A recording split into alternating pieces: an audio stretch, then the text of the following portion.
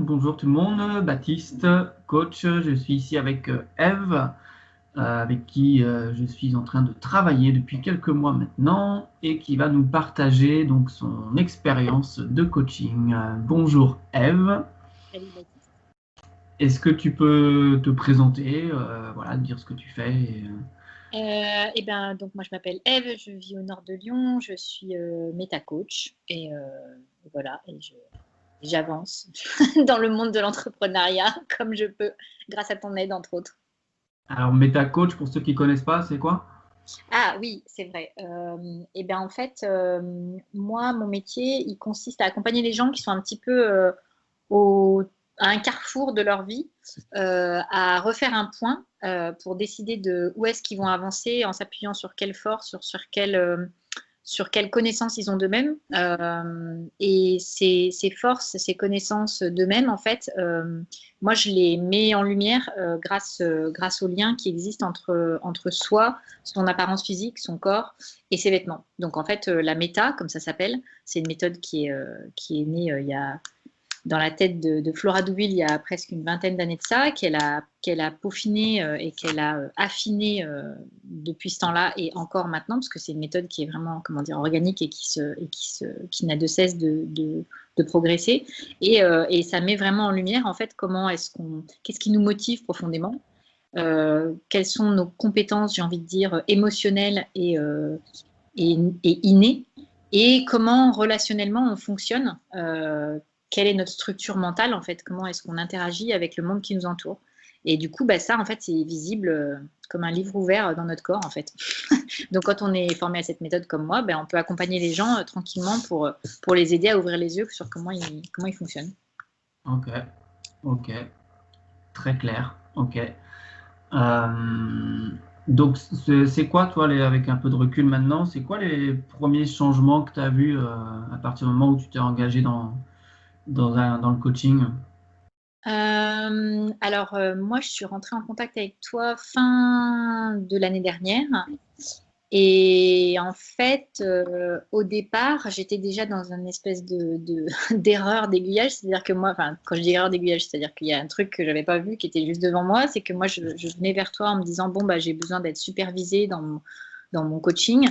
Donc, vraiment pour avoir ce regard extérieur qui aide dans la pratique de coach. Et en fait, assez rapidement, au bout de 2 coups de fil, je t'avais même pas vu, comment dire, comme on se voit en Skype, que déjà j'ai pris conscience que l'accompagnement dont j'avais besoin à ce moment-là, avant même de parler de supervision, c'était déjà un accompagnement pour faire le point sur ce que je voulais vraiment faire avec la méta, comment j'allais démarrer cette activité, parce que j'étais en fait très loin. J'avais des grandes envies, des grandes ambitions, mais en fait, au niveau du passage à l'action, c'était complètement bloqué. Donc la première chose, ça a été je pense que les premiers coachings qu'on a fait ensemble ont vraiment eu comme vertu de me ramener, je vais dire ramener sur terre, mais ramener à la réalité, ramener au concret et dans le réel, parce que je suis quelqu'un qui fonctionne beaucoup dans mon mental. Et du coup, j'étais très loin de voir ce que je pouvais réaliser. En fait, à la fois j'avais la grande vision de ce que je voulais réaliser, et à la fois j'en avais pas le moindre foutu petit indice devant moi. Donc c'était extrêmement compliqué. J'étais dans une situation moi je me sentais complètement finalement tiraillée en fait entre deux mondes. Et du coup, les premiers bénéfices, ça a été de réduire comme ça ce champ de tiraillement et de me ramener dans un truc beaucoup plus ok. Euh, j'ai envie de dire simple. Enfin, moi, le sentiment que j'ai eu, c'est de me dire, ok, attends, on va prendre le truc simplement, là, tout de suite, maintenant, j'en suis où, je fais quoi, je pose quoi comme action, je me pose quoi comme question. Et voilà, les premiers temps, ça a vraiment été ce mouvement de remise de pied sur terre, quelque part. Ok. De remettre les priorités dans l'ordre. Ouais, alors à ce moment-là, je parlais même pas encore de priorité, hein. J'en étais même pas encore là. C'était encore un joyeux bordel. Tout arrivait au même niveau en fait. Euh, Comme j'avais un fonctionnement qui était purement mental, en fait, il y avait tout, voilà, tout en mode à la fois possible, pas possible. D'ailleurs, je faisais pas la différence entre ce qui est possible et ce qui est pas possible. Tout était vraiment, comment dire, très irréaliste en fait. Et du coup, je voulais du concret, mais je me rendais même pas compte que je ne me posais pas les bonnes questions pour avoir ce concret en fait. Et je m'empêchais d'aller vers le concret. Dès que je pouvais faire un pas en avant, en fait, je trouvais tout de suite une espèce d'excuse ou une espèce d'histoire qui venait complexifier. Je passais mon temps à rajouter des couches de complexification pour pas passer à l'action, en fait. C'est un peu mal de dire ça, mais, mais en réalité, il y avait de ça, quoi. Donc j'étais mon propre, j'ai envie de dire, mon propre outil à rester dans l'inaction, ou alors à poser des actions complètement à côté de la plaque. Donc ouais, là, je pense à tu vois, janvier, février, où voilà, moi je sais que le mouvement que j'ai eu au départ, comme je suis quelqu'un vous voyez bien comment je parle, comment je vis, c'est explosif, il y a tout le temps une idée qui en amène une autre. Et à ce moment-là, moi, ce que j'ai vécu avec toi, c'est vraiment le fait de dire, on arrête en fait, on essaye de s'arrêter là, on essaye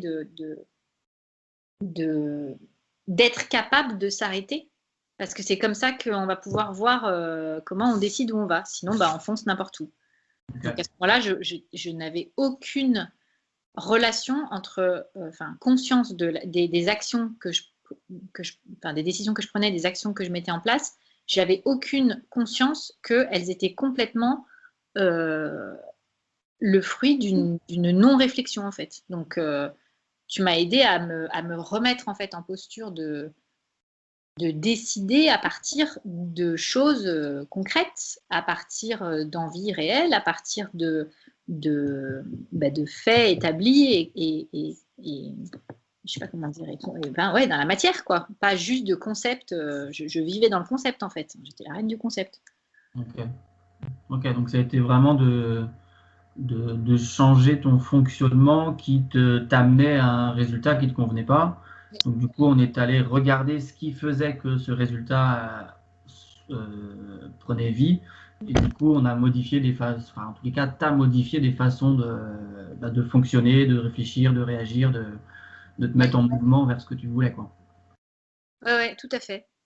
En fait, c'est marrant quand tu dis on est allé voir, je sais pas quoi. En fait, moi, j'ai pas l'impression d'être allé voir comme s'il y avait un truc à voir. J'ai l'impression en fait que le travail qu'on a fait ensemble, tu m'as plus, enfin moi c'est comme ça que je le dirais. J'ai l'impression que tu m'as juste mis devant les yeux là, vraiment bien, bien. Comment dire? Je ne pouvais pas, comme j'ai une grande capacité à sauter par-dessus les obstacles, etc. Là, je me retrouvais, en tout cas moi c'est ce qui fonctionnait pour moi, parce que moi je me retrouvais face à mes grosses incohérences ou à mon gros, je sais pas quoi, manque, peu importe, en tout cas dysfonctionnement, mais vraiment là, quoi. Et du coup, c'est en ça où ça m'a fait bouger, c'est qu'à un moment donné, je pouvais plus esquiver rien du tout, en fait. Il n'y a plus d'esquive possible. Il y a... Ok, donc d'accord. Donc c'est compliqué sur le coup quand je me suis retrouvée plein de fois face à des trucs comme ça, là, je me suis dit, oh, enfin, je suis passée par plein d'émotions. C'est pas tant la peur. Enfin, il y a eu de la peur, de la tristesse, de plein de choses qui ont bougé. Mais en même temps, il n'y avait pas d'autre moyen, en fait. Compte tenu de ma grande capacité à rajouter des caisses, des machins, des bidules, pour moi, en tout cas, c'était le seul moyen que j'accepte de regarder vraiment les choses en face, quoi. Ouais, c'est super intéressant ce que tu dis parce qu'effectivement, avant de changer quoi que ce soit, avant de changer les mécanismes, etc., il y a à regarder la réalité en face, comme tu dis. Donc, plus plus tu te confrontes à ça, plus tu te mets face à ça, comme tu dis, tu peux que constater, mais si on met toujours de la distance face à cette réalité-là, on ne peut rien faire bouger.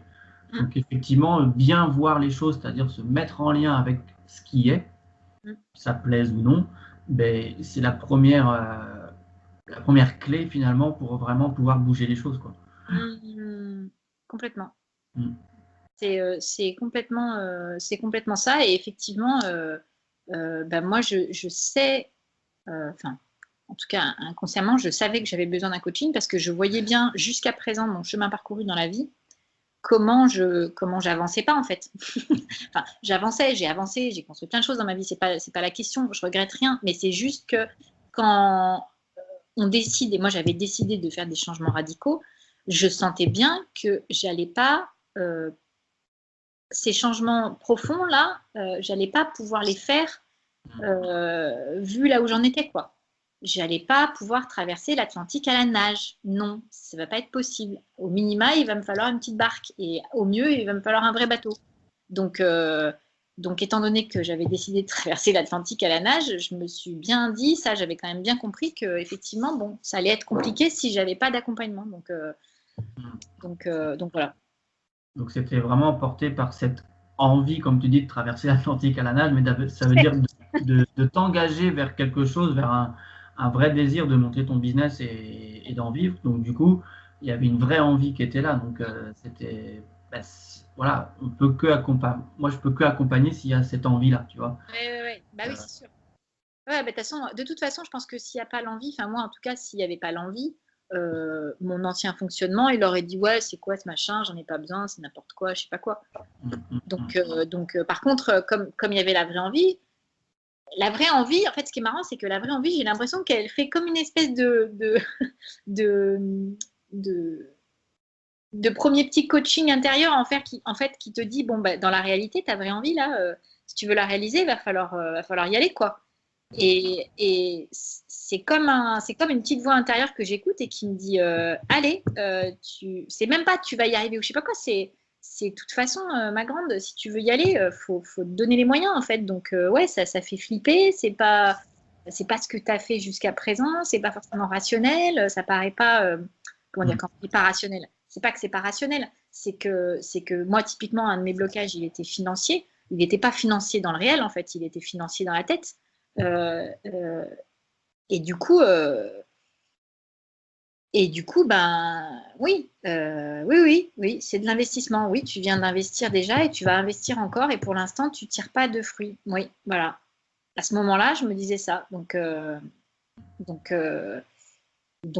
ça, sur le coup, ça peut paraître, comment dire, effectivement, ça pouvait paraître pour mon ancien moi complètement, non, mais attends, c'est n'importe quoi, c'est pas comme ça qu'on avance en fait, parce que mon ancien moi, il fonctionnait avec, ok, j'avance, je sais où je vais, en fait, je prends des faux risques.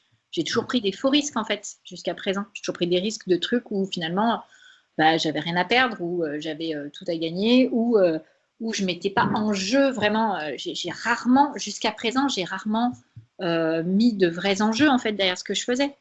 Donc effectivement, j'ai jamais tiré de fruits extrêmement valorisant parce qu'en fait, quand il n'y a pas d'enjeu, il n'y a pas de victoire en fait. C'est comme, enfin, je ne suis pas sportive, mais je pense que c'est ça en fait. Et pour aller faire un match de foot contre une équipe locale, ça sert à rien d'être l'équipe de l'OL ou je sais pas quoi. Il y a pas de la victoire, elle vaut rien en fait. C'est du super, vous avez gagné, waouh, ça sert à rien. Par contre, effectivement, je sais pas quoi, quand l'OL va rencontrer, j'en sais rien, je suis nulle comment dire, en connaissance de où en est l'OL aujourd'hui, mais j'habite à Lyon, c'est pour ça que je parle d'OL. Ben voilà, je pense que quand ils vont rencontrer une équipe qui est un peu du même niveau ou qui a du challenge, bon, bah là, s'ils gagnent, ils doivent un coup à la fin, quoi. Ouais, mais tout ça, c'était nourri par justement ta reconnexion à ton vrai désir. Ouais. Cette capacité à être dans l'engagement et à y aller, c'est parce que voilà, il y avait toujours cette reconnaissance de ce que tu voulais, de ce que tu veux vraiment. Ouais, alors ça c'est un serpent de mer, le vrai désir. Eh ben, Je sais pas qui va regarder cette vidéo, si c'est des gens qui s'interrogent sur leur vrai désir, etc. C'est, euh, c'est un truc, comment dire, c'est un truc qui est pas, enfin, moi encore là où j'en suis aujourd'hui, c'est encore pas, comment dire, euh, facile à appréhender comme notion. Euh, c'est pas, euh, c'est pas un truc aussi simple qu'il y paraît, puisqu'en réalité, en tout cas là je parle de moi, il y a quand même beaucoup de filtres ou de croyances ou de constructions qui font que ce vrai désir, il peut être quand même bien caché, quoi.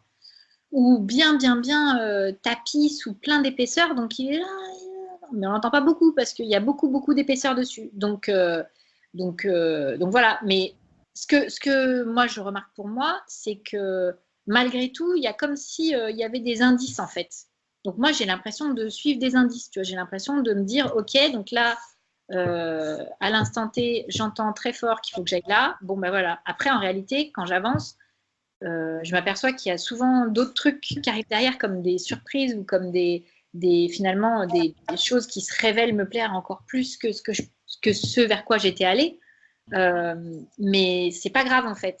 Du coup, enfin, comment dire, je me dis pas ah mais merde, mais alors du coup je me suis plantée sur mon vrai désir, nanana. Non, je me dis juste ah mais c'est encore mieux que ce que je pensais. Donc du coup c'est que du bonus quoi. Il n'y a pas de déception possible à partir du moment où je vais dans le sens de ce qui me fait kiffer quoi. Ok. Donc du coup, il y a tout ça qui a été fait, qui est encore en train de se faire et qui continuera à se faire. Concrètement, jusqu'à maintenant, là, donc tu as eu tes premiers clients, tu as fait des premières expériences de livraison de services, donc de ce que tu proposes. Comment voilà, tu es comment avec ça? Qu'est-ce que ça t'apporte? Qu'est-ce que ça change pour toi, ça, de passer de vivre ces expériences-là et de continuer à les nourrir? En fait, alors, je suis un peu une dingo, donc en fait, donc depuis qu'on se connaît, donc j'ai quand même eu entre guillemets les couilles d'y aller pour de vrai. Au mois de février, voilà, tu m'as aiguillé finalement pour que je me lance et que j'ai mes premières clientes, etc. À ce moment-là, qu'est-ce que j'ai ressenti? J'ai ressenti un kiff, mais comme j'avais jamais ressenti, parce que, enfin, j'ai juste envie de le dire là, mais en fait, je savais intellectuellement que c'était possible, mais je ne pensais pas que des gens pouvaient payer pour mes services, mon accompagnement, des trucs que je fais juste moi, en fait, pas une société, parce que j'ai été embauchée par des sociétés, etc. Et donc ça a été mais comme une douche d'amour. Je vais dire ça comme ça, parce que je me revois encore le jour où j'ai pris conscience de tout ça. Je me suis dit, waouh, c'est énorme. Donc voilà, donc il y a déjà eu ça. Après, j'ai quand même, comment dire, concrètement dans la matière, monté ma boîte, pris des statuts, etc. Donc ça c'est pareil, je suis passée du monde virtuel au monde réel. Et depuis que j'en suis là, c'est kiffant. Après, je suis dans le, comment dire, je suis dans le dur maintenant. Donc il faut y aller, quoi. C'est-à-dire qu'en entrepreneuriat, je suis en démarrage, entre guillemets, d'activité, donc il faut quand même mettre du charbon. Et surtout qu'au fort de ces premières expériences, en fait, j'ai déjà réaffiné ce que je veux. Et en fait, ça a déjà bougé par rapport à ce que je faisais l'année dernière ou ce que je faisais en début d'année. J'ai déjà, comment dire, une plus grande clarté sur les gens que je veux accompagner et sur le focus que je veux mettre, qui n'est pas tant sur la partie vestimentaire ou quoi, mais qui est plus sur la partie vraiment compétences, talent. Et du coup, forcément, si je m'honore pour aller là-dedans, là, ça me demande, en ce moment-là, ces temps-ci, je suis en train de retravailler en fait en profondeur à comment je propose ça et comment je réoriente ma communication, enfin, comment finalement je bouge le braquet de mon focus pour aller vers mes futurs clients. Donc, c'est kiffant parce que du coup, je me retrouve vraiment comment dire, au poste de pilotage d'une entreprise en fait, même si c'est que moi l'entreprise pour l'instant. Mais du coup, c'est kiffant. C'est pas forcément ce que j'avais imaginé il y a des mois en arrière de me dire ok, mais en fait, je l'avais dans un coin de ma tête, mais je me disais pas ça dans ces termes-là. Donc là, c'est plutôt, c'est à la fois, c'est un mélange de kiff, de stress, de travail, de joie, de moments de stress, voilà, il y a de tout en fait là-dedans. Mais voilà, ça c'est inhérent à ce que j'ai choisi comme voie en fait. Donc voilà. Ok. Tu parlais tout à l'heure d'engagement, donc de s'investir, de s'engager dans quelque chose. Il y a aussi à prendre en compte l'engagement financier quand tu prends un coaching comme ça haut de gamme. Comment ça s'est passé, toi? Comment tu as fait le trajet dans ta tête pour là, c'est bon, je m'engage financièrement? Comment ça s'est passé le trajet, toi? Comment ça s'est passé le trajet? En fait, la décision, au moment où je fais le choix d'un coaching, je me dis de toute façon ça va avoir un coût. j'ai pas forcément de notion au départ du coût. Après, j'ai le véritable coût. Donc, du coup, là, c'est un peu, tu sais, le truc juste devant. Bon, bah voilà, ça coûte tant. Et en fait, le trajet, il s'est fait qu'à un moment donné, je pense que moi, j'ai vu ça comme la condition sine qua non de passer. C'est-à-dire que comme je voyais pas vraiment comment y arriver sans, euh, en fait, faire le choix de ne pas prendre de coaching, c'était pour moi, c'était comme si de toute façon, ça allait foirer en fait mon entreprise. Je me suis dit, ok, si tu prends pas de coaching, tu pourras pas avancer quoi.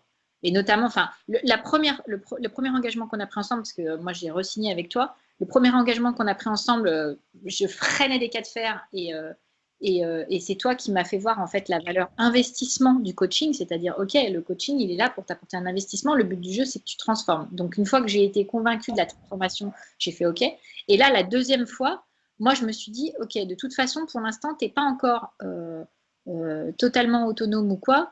Tu as besoin d'un regard extérieur, tu as besoin d'un regard extérieur d'une personne complètement neutre et extérieure à tout ton environnement.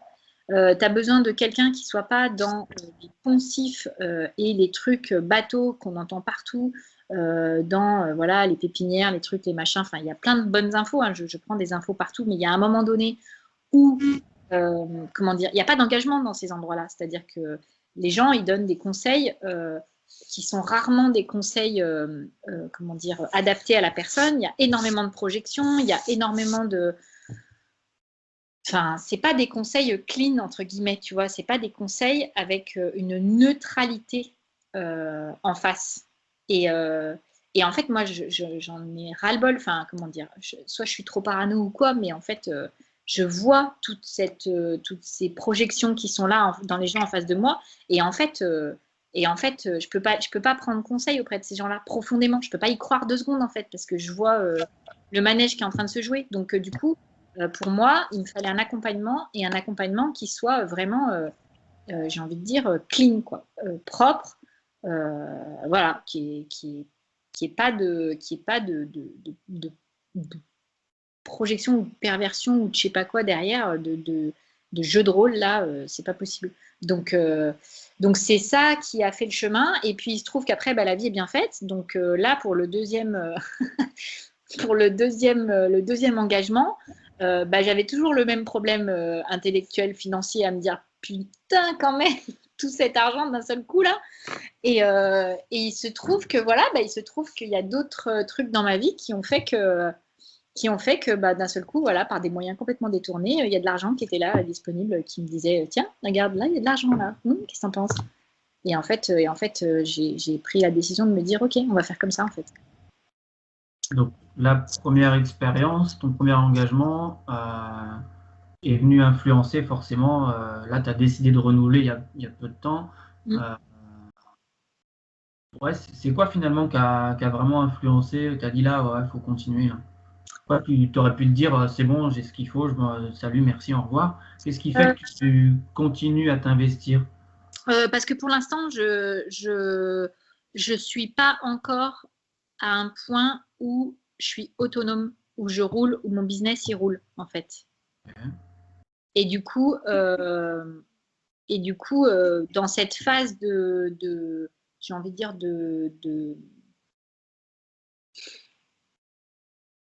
il y a à la fois c'est un moment vraiment de mise à plat clean, c'est-à-dire que là, je suis en train de poser les bases d'un business. Si je les pose pas comme il faut, avec de l'aide, je vais faire de la merde en fait. Donc, enfin, je vais faire de la merde. Non, je vais pas faire de la merde, mais enfin, c'est un peu brutal ce que je dis là, mais je sais pas, je cherche une image, mais c'est un peu comme voilà, faire une maison sans prendre d'architecte, quoi. Voilà, en se disant bah super, non mais je sais, enfin j'ai déjà vu des plans d'architecte, je vois à quoi ça ressemble, je suis capable de dessiner, donc je vais dessiner ma maison, puis je vais aller déposer mon comment ça s'appelle, mon permis de construire à la mairie, puis ça ira. Bah non en fait. Enfin, je peux perdre des années à proposer des permis de construire à la mairie sans la signature d'un architecte, sans même la réflexion d'un architecte. Puis après, je peux m'amuser à vivre dans la maison mal foutue aussi. Ça peut être sympa, ça aussi. Donc en fait, non. Ouais, non, c'est clair. Et du coup, comment est-ce que tu as vécu le fait que, comme tu disais tout à l'heure, voilà, tu n'es pas dans un organisme qui te donne des outils, comment il faut faire, etc. Comment tu as vécu cet équilibre entre je suis face à moi-même, donc ben, qu'est-ce que je fais avec ça, et j'attends de l'aide de l'extérieur. Comment tu as trouvé ton équilibre là-dedans? Parce que Alors, c'est pas du consul, enfin, il y a de plus en plus, comme tu es dans le business maintenant, mais c'est pas du consulting, c'est d'abord du coaching. ouais, Donc, je te dis pas fais oui. ci, fais ça, etc. Tu vis ça en fait? Ben, en fait, moi, je vis ça j'ai envie de dire, je vis ça comme ça, quoi. J'ai l'impression de, de reprendre, je sais pas si c'est reprendre, mais en tout cas, j'ai l'impression de prendre du pouvoir dans ma vie, en fait. C'est comme si, comment dire ça? C'est comme si j'étais nourrie, encouragée, euh, ouais, nourrie et encouragée en fait pour passer à l'action. Moi, je me sens nourrie et encouragée pour passer à l'action. Donc effectivement, au moment où je suis au pilotage de mon avion, toi, tu sais pas piloter un avion en fait. Mais c'est pas grave, on s'en fout. Toi, pour moi, tu sais euh, trouver, je sais pas quoi, je continue ma métaphore, la phrase qu'il faut pour dire, bah, je sais pas quoi, capitaine, prenez un peu de repos, capitaine, mangez une galette, capitaine, regardez devant vous, il y a un iceberg ou j'en sais rien, tu vois. Est-ce que vous avez vérifié les jauges ou je sais pas quoi. C'est moi qui vais faire le truc, mais en fait, moi, ce dont j'ai besoin, ouais, puis c'est de me ramener. Enfin, moi, je le vois comme un truc qui parfois me ramène, en fait, encore une fois, au, au, au poste de pilotage, quoi. Hmm. T'en es où justement par rapport à ça aujourd'hui? Tu disais au départ, la notion de priorité me parlait pas. Comment tu as évolué justement? Tu parlais d'état d'esprit d'entrepreneur, Ouais. tout ça. Mm. Euh, tu as fait du chemin là-dessus, tu en feras Ouais. encore. Où est-ce que tu en es aujourd'hui par rapport à cette Bah, notion? je suis en train de pleinement, j'ai envie de dire, je prends de plus en plus la responsabilité de mes choix, en fait. Hmm. C'est vraiment, c'est un sujet dont on a parlé encore dans notre dernière séance. Moi, je, je, je, je me cachais encore derrière, oh là là, je m'éparpille, en fait. Bah ouais, je m'éparpille. Mais allô, c'est toi qui t'éparpilles, en fait. Donc, c'est toi qui décides de t'éparpiller.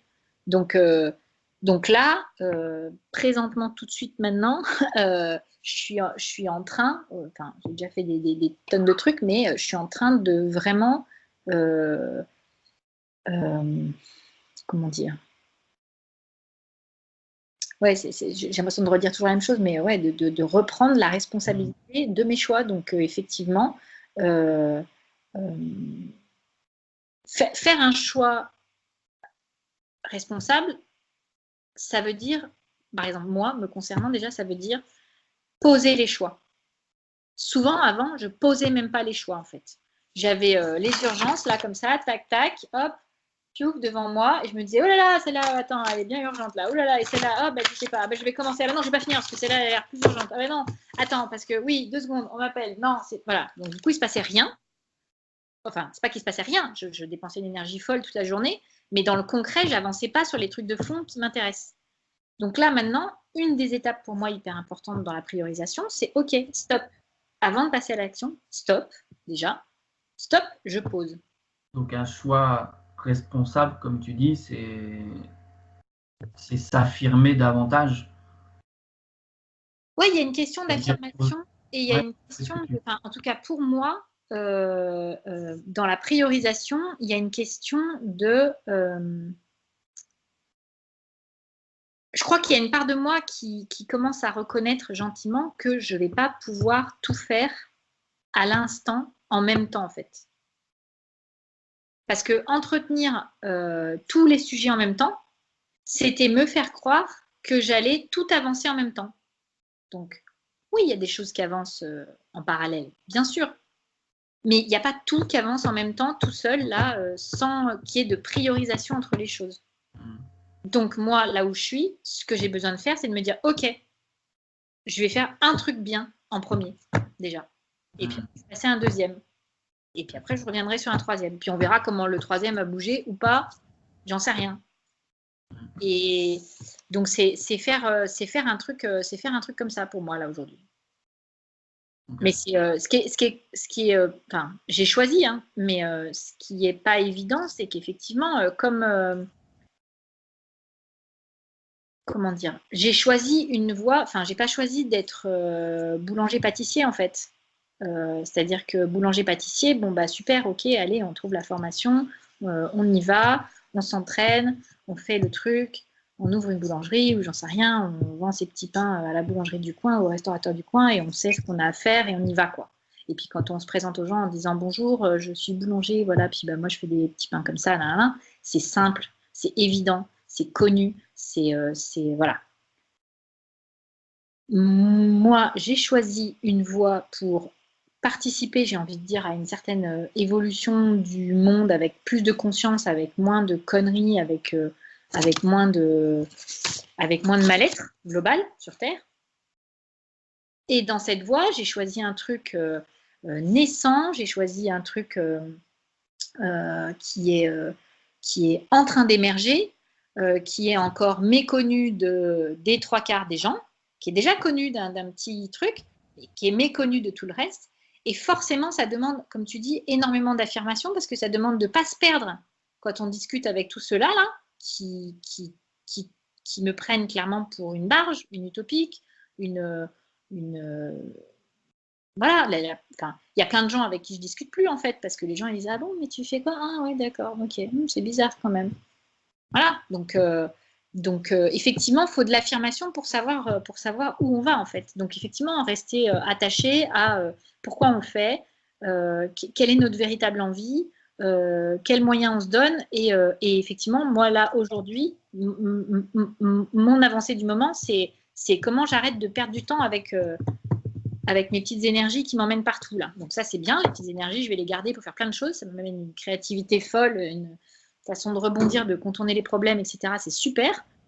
Mais par contre, pour avancer, il faut que j'utilise juste la détermination et l'efficacité au sens de je choisis ce qui est efficace en premier. Parce qu'en plus, c'est là où je me marre toute seule, c'est que quand je pose, par exemple ce matin, je me suis un peu perdue avec moi-même pendant quelques temps, puis au bout d'un moment, j'ai fait hop, stop, on arrête, stop, stop, stop, stop, stop. J'ai pris une feuille, il y avait un merdier sans nom sur mon bureau, j'ai fait stop, tu remets, parce que je suis la reine des petits papiers, avec des listes dans tous les coins. Donc là, j'ai fait stop, tu prends un nouveau papier. Comme je m'interdis de faire des listes, je m'interdisais de faire ça depuis plusieurs jours, mais j'ai fait là, stop, ça suffit, il n'y a pas d'autre moyen en fait. Et tu vas prendre une feuille et tu vas te remettre les petites listes catégorie par catégorie. Et en 10 minutes, a émergé ce que je devais faire l'instant d'après en fait. En 10 minutes, j'ai regardé, j'ai fait ok, donc ça, c'est de l'ordre de ci, ça, c'est de l'ordre de ça. Le premier truc à faire, bing, c'est celui-là. Voilà, paf.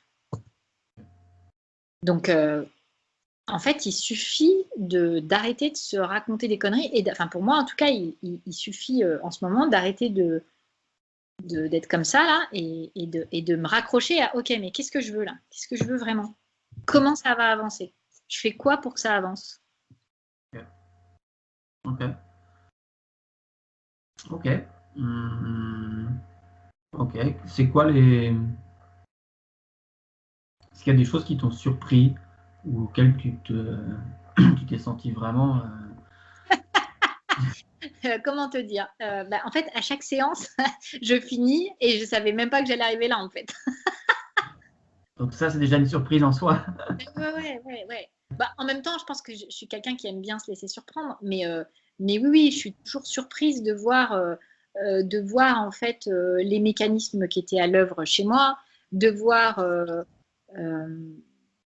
parfois les émotions qui étaient bloquées en fait et qui d'un seul coup, pouf, peuvent sortir. Je suis surprise de voir les conséquences que ça a sur moi, mais aussi sur mon entourage. Je suis je suis agréablement surprise en fait. C'est de la surprise. Enfin, je sais pas ce que tu entends par le mot surprise, mais oui, je suis toujours, ouais,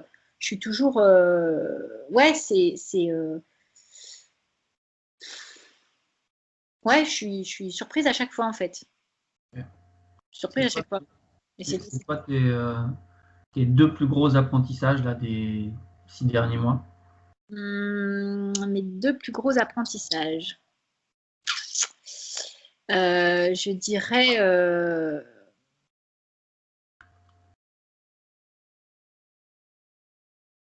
que je suis capable d'être dans une certaine douceur et une certaine réceptivité, mais réelle. C'est-à-dire qu'en fait, avant, je croyais que je pouvais être douce et réceptive, mais en fait, c'était pas du tout de la vraie douceur et de la vraie réceptivité. Et j'ai une valeur. Comment dire? J'ai une valeur. Ouais, ça paraît un peu simpliste peut-être de dire ça, mais ouais, j'ai une vraie valeur en fait. Je vaux pas rien. Ok. Voilà. Donc, et ça c'est pareil. Avant, je pouvais dire oui, gna gna gna, je vaux machin, mais tout ça c'était de la connerie. À l'intérieur de moi, j'avais quand même un gros. D'ailleurs, tu vois, j'ai l'émotion là. J'avais quand même une grosse dévalorisation, on va dire. Euh, et là, maintenant, j'ai non seulement des preuves factuelles, mais j'ai un ressenti, en fait, surtout euh, concret que, ben oui, non, je suis loin d'être rien, en fait. Ok. Merci de partager ça. Tu parlais donc finalement, finalement, il y a eu beaucoup de travail sur la relation avec toi, donc cette notion d'estime de soi, cette notion de gestion émotionnelle, d'état d'esprit dans l'entrepreneuriat. Euh, donc ça, c'est le travail qu'il y a, j'ai envie de dire, en interne de chez toi. Et quand tu es confronté, et quand tu as été confronté à tes expériences avec tes clients, parce que moi, je peux aussi, on a travaillé aussi à plusieurs reprises sur la manière de relationner avec mon client, etc. Donc, tu parlais de supervision au tout début de l'entretien. Qu'est-ce que ça t'a apporté d'aller, un, faire cette expérience-là de supervision et deux, bah oui, qu'est-ce que ça t'a apporté finalement? Qu'est-ce que tu as pu retirer de ça? Bah, je dirais beaucoup plus de professionnalisme, en fait, bah, justement dans la relation client, quoi. C'est-à-dire sortir petit à petit d'une relation, je dirais, un peu amateur-client, où voilà, il y a des notions théoriques, il y a des connaissances, mais je les mettais en pratique de façon un peu, on va dire, débutante ou amateur dans la relation client. Moi, dans mon ancien métier, j'avais des relations clients, mais ces relations clients, elles n'étaient pas du tout, comment dire, elles n'étaient pas du tout objectives, en fait, elles étaient teintées de beaucoup d'humanité, donc c'était n'importe quoi. Et aujourd'hui, dans l'accompagnement que j'ai envie de proposer et qui est pour moi euh, la base d'un bon accompagnement de coaching, bah, j'ai envie de mettre justement un maximum de clarté sur ce qui se joue pour moi au moment où j'accompagne quelqu'un, quoi. Et du coup, ça m'a apporté ça, en fait, ça m'a apporté beaucoup plus de professionnalisme dans le sens, ok, qu'est-ce qui se passe quand j'ai telle ou telle attitude, qu'est-ce qui se passe pour moi, qu'est-ce que ça fait pour le client, comment en fait ça influe. Et il y a des trucs que je ne voyais pas en fait. Et c'est en discutant avec toi que du coup j'ai ah ouais ok d'accord ah oui donc du coup là d'accord du coup là finalement ça c'est pas top, il vaudrait mieux faire comme ci ou il vaut mieux le poser là ou enfin donc ça aide, en fait, ça aide à la fois moi à me sentir mieux, ça aide les clients à progresser plus. Et ouais, c'est ce que je voulais te demander. Qu'est-ce que tu as pu remarquer par rapport au fait d'être plus professionnel pour toi? C'est quoi les conséquences de ça sur tes clients? Ah bah les conséquences, c'est que eux, ils avancent beaucoup plus en fait. Ils perdent beaucoup. En fait, si tu veux, tant que tu es dans le blablabla, j'ai envie de dire humain, et dans la relation un peu euh, amateur, bah, tu as des résultats d'amateur. Donc les résultats d'amateur, bah, c'est des résultats, ouais, c'est sympa, c'est bien. Voilà. Et les résultats de pro, bah, c'est ah ouais, mais carrément, ah oui, non, mais je vois complètement la différence. Ah oui, non, mais ah ouais, merci. Ah ouais, c'est pas pareil en fait. C'est on vient toucher un truc. Et en plus, moi, là-dedans, je sors tous les enjeux, en fait. Mes enjeux à moi, ils sont, enfin, comment dire, ma subjectivité, mon machin, il n'y a plus la place à tout ça, en fait. Ce qui compte, c'est le client. Donc, et c'est exactement ce que je veux, sauf que je ne savais pas vraiment bien faire avant. C'est OK. Ouais. Voilà. Et plus j'avance, et mieux je sais faire ça, en fait. Ok. Ok. Allez, dernière question. Si on élargit un peu là, voilà, on va se laisser le droit d'imaginer. Si tu n'avais pas fait ce genre d'accompagnement-là, qu'est-ce que ça aurait changé? Qu'est-ce qui se serait passé? C'est une vraie question, ça? Oh mon Dieu! Alors, faut pas me lancer l'imaginaire parce que je vais te raconter une catastrophe là. Alors, si j'avais pas fait ça, soyons fous, qu'est-ce qui se serait passé? Alors, au mois de décembre, j'aurais pas fait d'accompagnement, donc j'aurais rien fait comme accompagnement, ou peut-être j'aurais trouvé un accompagnement à droite à gauche, j'aurais continué à me comparer aux autres, j'aurais avancé avec une peur au ventre, un truc de malade, j'aurais fait des mauvais choix, j'aurais fait des mauvais accompagnements, j'aurais perdu un temps fou, une énergie folle dans un truc qui m'apporte pas ce que je veux vraiment, parce que moi, ce que je veux vraiment, c'est apporter de la haute valeur à mes clients. Donc, en fait, je leur aurais toujours apporté de la merde. Donc, j'aurais été hyper frustrée, que je m'en rende compte ou que je ne m'en rende pas compte. Ça aurait été tout pourri. Et ouais, je continuerai à vivre dans un monde d'à peu près, et j'aurais pas franchement de perspective. Parce que du coup, dans ce monde d'à peu près, je vois mal comment j'aurais eu des perspectives. Okay. Voilà. Ok. Ça va, j'ai fait soft sur le scénario catastrophe. Il n'y a pas eu de meurtre, pas eu de. C'est juste le désespoir et la loose totale, mais à part ça, tout va bien. Ok. Ok. Allez, une dernière chose. 3 mots pour définir, pour résumer le coaching. 3 mots pour résumer le coaching, tu dirais quoi? Puissant, profond, pertinent. Ok. Voilà. Okay. 3 mots. C'était la consigne.